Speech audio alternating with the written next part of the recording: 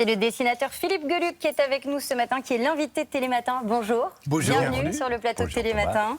Le chat fête ses 40 ans. Vieux Matou, dites donc. Et vous publiez pour l'occasion un album inédit, Le chat et ses 40 bougies. C'est chez Casterman, 24e album. 40 ans pour un chat, c'est quoi? C'est l'âge de la maturité ou alors c'est la crise de la quarantaine?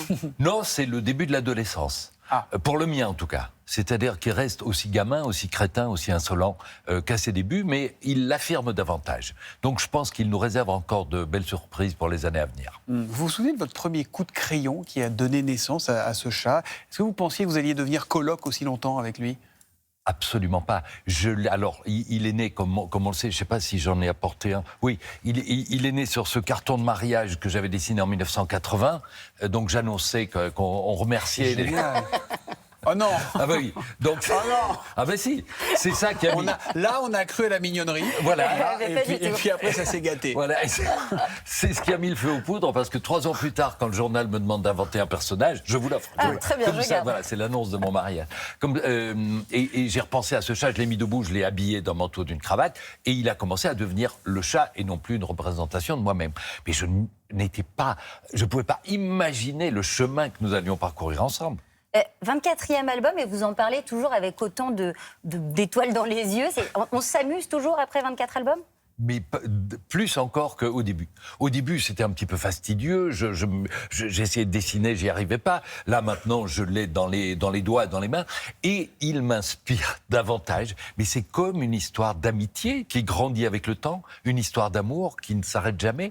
C'est une vraie complicité et un émerveillement. Comment vous faites? Il est facile pour vous à dessiner? On vous a mis une petite feuille de papier, on a un petit stylo si vous voulez. Vous pourriez nous le croquer? Ça prend combien de temps On va voir, je vais pas vous faire une fresque si vous voulez. Non. Mais comment vous le dessinez? Alors, Comment je vais vous dire un truc, mais après, en plus, on va me piquer le secret. C'est hyper facile à faire.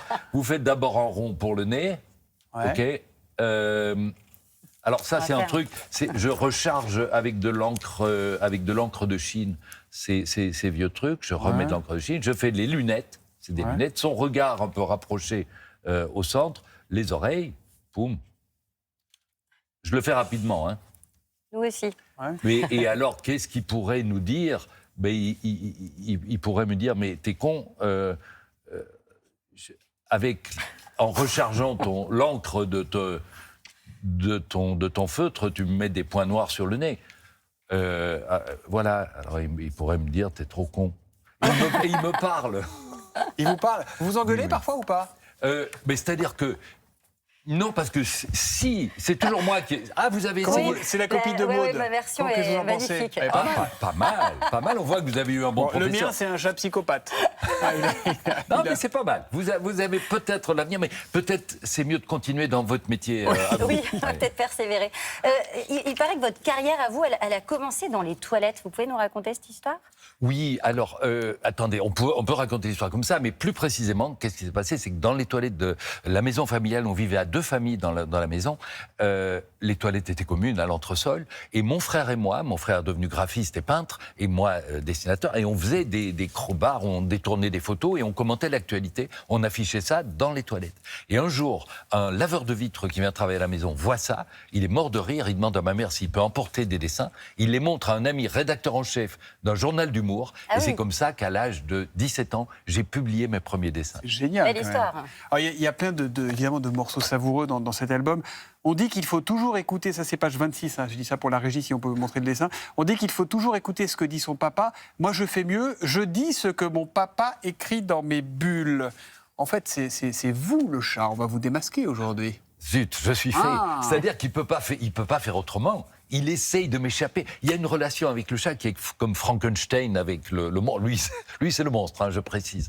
Et à un moment, j'ai l'impression qu'il veut prendre de l'autonomie, que je dois le retenir, mais qu'il m'entraîne plus loin que je voulais aller. Mais c'est moi qui ai toujours le dernier mot. Parce que si un jour il me casse les pieds, je lui fais dire un truc contre lui-même et hop.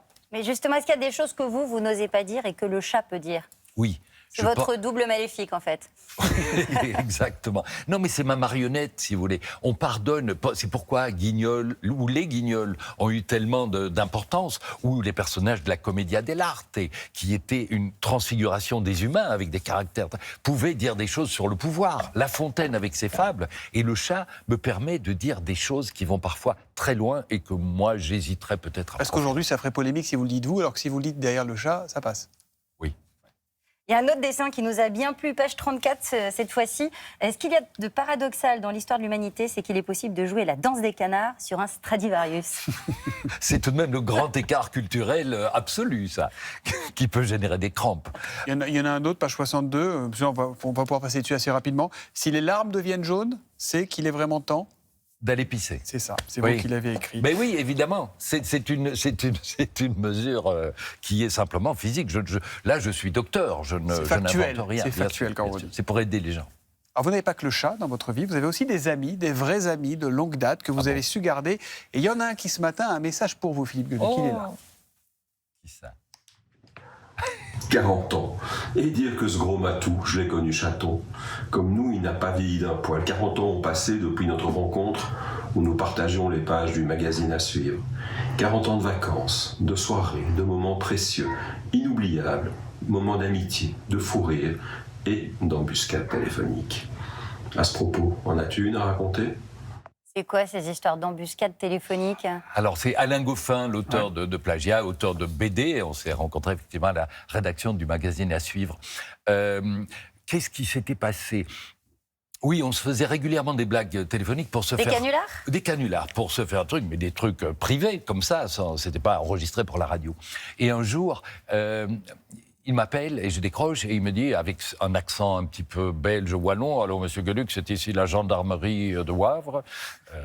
Je dis « Oui, oui, monsieur. » Et il me dit « Votre voiture se trouve devant Walibi et c'est illégal et tout. » Mais je dis « Oui, mon gros poulet, je t'ai reconnu, tu fais mal l'accent des gendarmes. » Un petit silence.